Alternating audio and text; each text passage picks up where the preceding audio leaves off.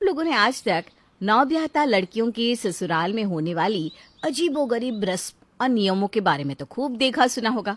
हर लड़की जब शादी करके ससुराल नामक ग्रह पर पहुंचती है तो उसे पता चलता है कि आज तक उसके सीखे हुए ज्ञान, गुण और संस्कार वो तो बस एक कचरा है और असली ज्ञान वो है जो सासू माँ के मुखमंडल से फूट रहा है। आज की हमारी कहानी भी ऐसी ही एक दुखियारी बहू की है जिसके अलग ही तरह के दुख, दर्द और पीड़ा है। वैसे तो हमारी नई बहुरिया का नाम मानवी है, लेकिन प्यार दुलार से मम्मी पापा उसे मनु कहकर बुलाते थे।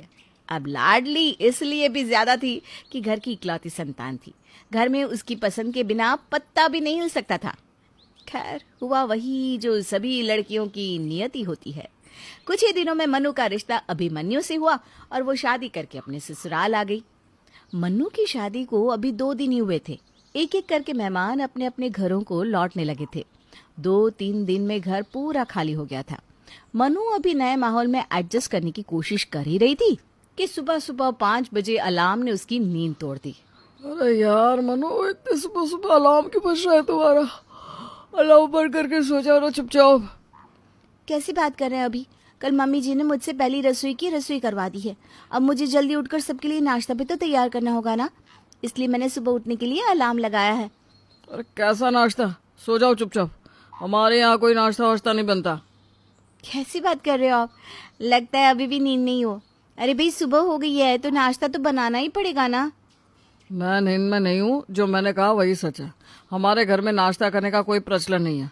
हम लोग सुबह सुबह नाश्ता नहीं करते, सिर्फ दोपहर में लंच करते हैं और रात को डिनर। तो तुम्हें ना ज़्यादा टेंशन लेने की ज़रूरत नहीं है। अलार्म बंद करो और आराम से सो जाओ। 7 बजे उठना, नहाकर मेरे साथ नीचे चलना। बड़ी अजीब सी बात है। मैं तो ये पहली बार सुन रही हूँ कि सुबह उठकर नाश्ता ही नहीं बनता। अरे तो क्या खाते हैं आप लोग? कुछ नहीं, जब बनता ही नहीं तो खाते भी नहीं। इसमें इतना सरप्राइज होने वाली कौन सी बात है? सबके घर के अपने तौर तरीके होते हैं, तो ये हमारे घर का तरीका है। हम लोगों ने कभी बचपन से नाश्ता किया ही नहीं। अभी की बातें मनु के सर के ऊपर से जा रही थी। देखो अभी, मजाक मत करो, ये मजाक वाली बात नहीं है। मैं समय पर नीचे नहीं पहुंची तो माँ जी को अच्छा नहीं लगेगा। सच बताओ, जो कुछ तुमने कहा वो सब मजाक था ना? मनु की बात सुनकर अब अभी अपना सर पकड़कर बैठ गया। अरे यार, कौन सी भाषा में तुम्हें समझाऊं? क्योंकि मेरी हिंदी में कही हुई बातें तो तुम्हारी समझ में आ नहीं रही। सुबह सुबह तुमने पूरी नींद की बैंड बजा के रख दी। एक ही बात को मैं 10 बार से बोले जा रहा हूँ, लेकिन तुम्हें समझ में नहीं आ रहा। यार इतना मुश्किल क्या है? छोटी सी बात है, हमारे यहाँ नाश्ता नहीं बनता, बस बात खत्म। सो जाओ चुपचाप।